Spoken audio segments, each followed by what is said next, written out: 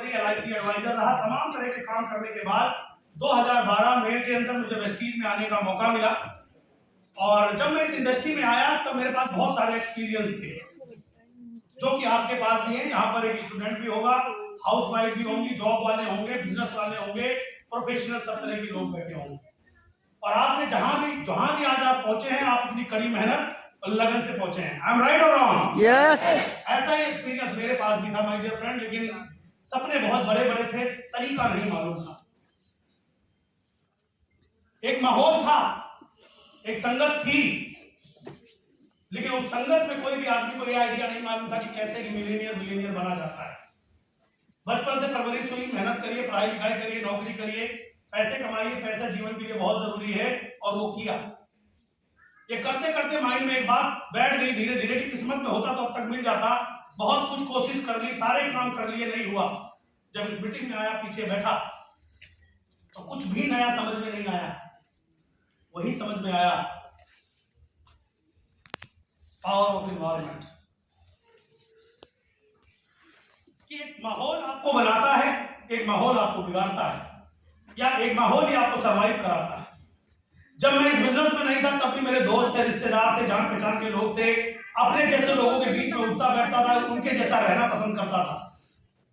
लेकिन जब इस बिजनेस में आया, स्टेज में मैंने लोगों को देखा, अपने से मिलते जुलते लोगों को, कि मेरे बराबर पढ़े लिखे हैं, मेरे जैसे ही हैं, मेरे जैसे इससे बड़े भी हैं, और इस प्लेटफॉर्म पे लोग अपने सपनों के लिए काम कर रहे हैं। हेलो, यस, किसके लिए काम कर रहे हैं? सपनों के लिए। मैं आपसे पूछना चाहूंगा, यहाँ पर हर तरह के लोग बैठे हैं। 99.99% लोग अपनी जरूरतों के लिए सुबह जाते हैं और शाम को लौटते हैं, पूरी मेहनत करते हैं। यस और नो? यस।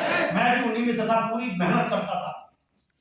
लेकिन जैसे जैसे परिवार बढ़ने लगा, जरूरतें बढ़ने लगी, महंगाई बढ़ने लगी, डर लगने लगा, क्योंकि कोई ऑप्शन नहीं था, कोई तरीका नहीं था।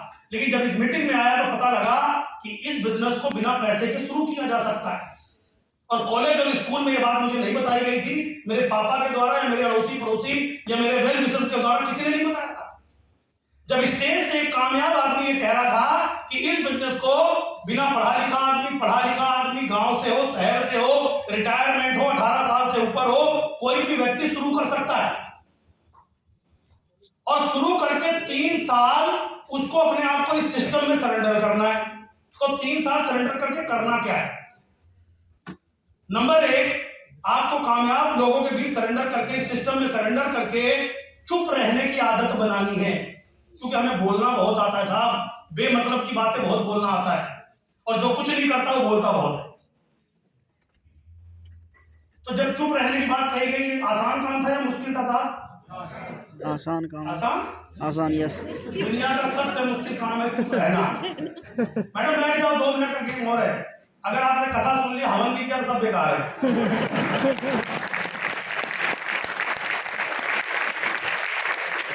अभी लक्ष्मी आने वाली है, जब इतना समय लगाया तो 2 मिनट और। जी, क्या कर रहा था भवन जी में? चुप रहना। क्योंकि ज्यादा बोलने के, भगवान ने हमें 1 मुंह 2 कान क्यों दिए? 2 मुंह दे देता, पीछे जगह खाली तो थी, पूरा प्लॉट खाली पड़ा दे सकता था, लेकिन नहीं दिया। क्यों नहीं दिया? क्योंकि उनको पता था कि ज्यादा सुनोगे, काम की बात बोलोगे तो जीवन और पृथ्वी का निर्माण अच्छा होगा। Right sir? Yes sir. तो इस बिजनेस में पहले साल चुप रह के मीटिंग ट्रेनिंग में लोगों को भरना है और इनोसेंट बनना है। जब लोग हैं, जोड़ने वाली कंपनी तो नहीं है कोई, तो उनको बोलना, जुड़े तो तुम पहले से हो, मैं मोड़ने वाली में हूं।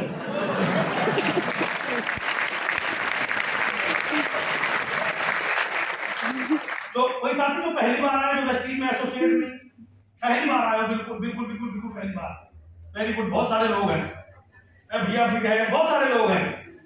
मैं गारंटी दे सकता हूं कि जो लोग अभी वेस्टीज में एसोसिएट नहीं है, वो नहाते हैं, चाय भी पीते हैं, शैम्पू भी यूज करते हैं, डीओ भी लगाते हैं, घर में पूड़ी भी, पराठे भी खाते हैं, हाँ ना? यस। और ये गारंटी है, नहीं वेस्टीज ज्वाइन करेंगे तो भी खाते रहेंगे।